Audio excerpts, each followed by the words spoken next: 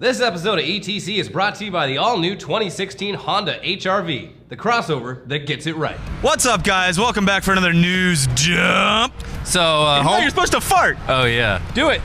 Okay, there we go. So, Homer and Marge are getting divorced. Uh-oh. Yep, in a recent interview with Variety, Simpsons executive producer Al Jean dropped the bombshell that in next season's premiere episode, Homer discovers that he has narcolepsy this whole time, and then he falls in love with his pharmacist, played by Lena Dunham from Girls. This causes Homer and Marge to legally separate. The Simpsons just did it again. They did it again. Just knocked it out of the park, guys. Simpsons fans online reacted with the expected amount of shock and dismay at the whole thing, not understanding that, no, you idiot, Homer and Marge aren't going to be permanently separated because this is The Simpsons and almost nothing the show's two-decade run has carried over into canon. Yeah, it was like Flanders' wife dying. Yeah. It's like one of the few things. Yeah, she got killed at the NASCAR track. Yeah, NASCAR's dangerous. Yes, it is. Anyway, the official Simpsons Twitter account quickly responded, tweeting out a picture of Bart at the chalkboard with the words, "Homer and Marge are not breaking up," written all over it. But fans were still freaking out, and Al Jean took to Twitter to personally respond to various people's tweets about the whole thing, but he didn't actually, tweet anything out that wasn't,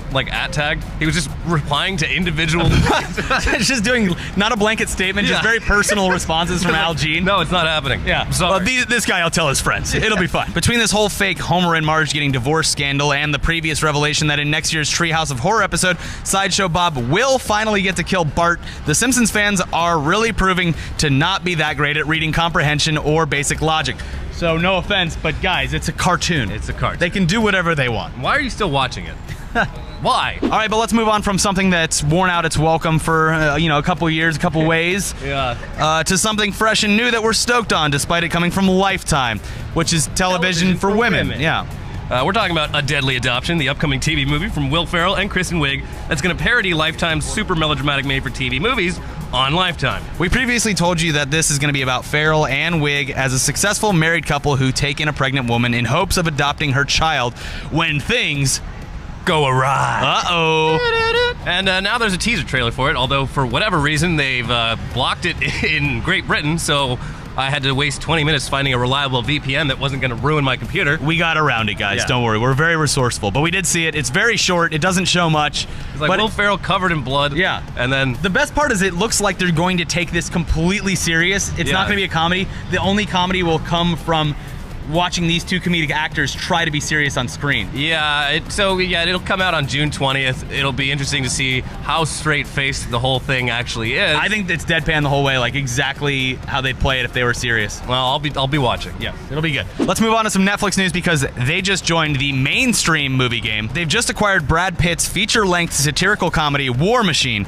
So this isn't the first time Netflix has acquired a movie per se. We've reported before about their funding of some of Adam Sandler's comedies.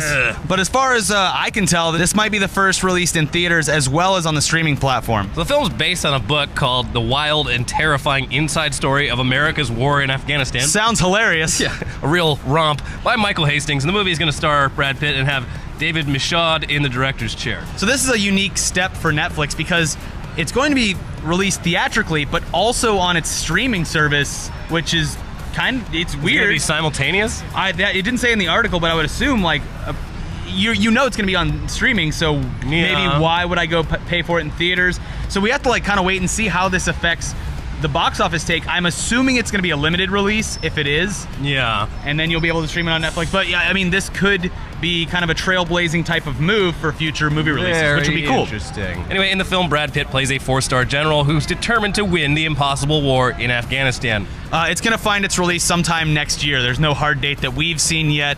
And like we said, we don't know if it's going to be theater and streaming at the same time or if there's going to be a little leeway there. I don't know. In other Netflix news, though, if you're a fan of Orange is the New Black, you'll have noticed that Season 3 was released on the service in its entirety earlier than expected, which was no doubt exciting for people that were waiting to binge watch this latest season. I'm still stuck in Season 2, little Season 2 purgatory, because there's just too much media these days. Too much. But with the release of this season and the initial reviews it's getting, I need to catch up real quick, so... Too much Netflix. Too much Netflix to watch. I can't watch it all. All the Daredevils and the House of Cardses and the Arrested Developments and everything, it's just too good. I can't...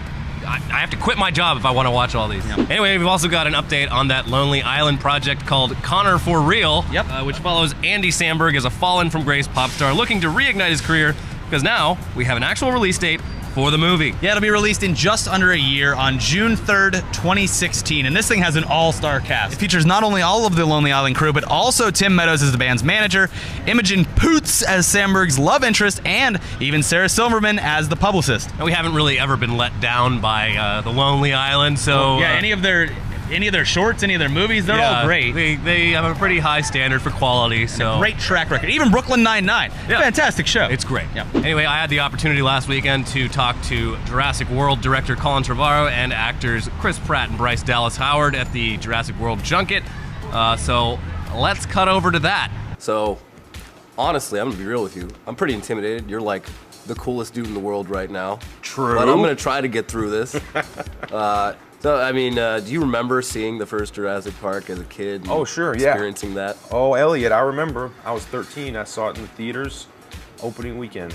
I was like, I feel like everybody did. It was such a huge success. It kind of captured a whole generation. I vividly remember watching Jurassic Park for the first time. I was 12 years old. I saw it opening weekend in the theaters and left the theaters totally shell-shocked. I mean, I'd never seen anything like it before. I think none of us had. Did you feel a lot of pressure about people being like, do we need another Jurassic movie? I tried to use that. You know, Okay. I recognized that it was there, and I felt the same way. It was the first question I asked: is why is Jurassic Park 4? You know, what are we doing? And what audacity and arrogance to think that you could make a movie that could stand alongside Jurassic Park, however new it might be, and however much time has passed or how much technology has advanced since then. When you love the franchise as much as I did, or Bryce or Colin Trevorrow, the writer-director, I think there is pressure to get it right and to make sure that you're starting off with a great script. And so the pressure was really on Colin.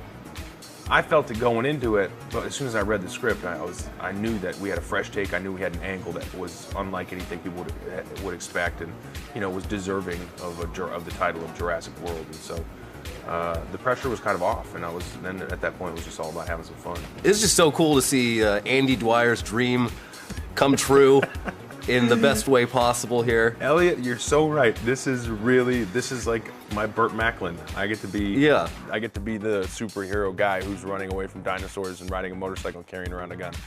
Andy Dwyer would cream his jeans. You really did a great job sort of envisioning what 20 years time with this sort of technology would create, where they had this just sitting around for so long. How did you kind of go into that? Did you research how theme parks work and stuff like that? We did, and we just, I think everything has become very corporatized and very clean. You travel around the world, everything is starting to look the same.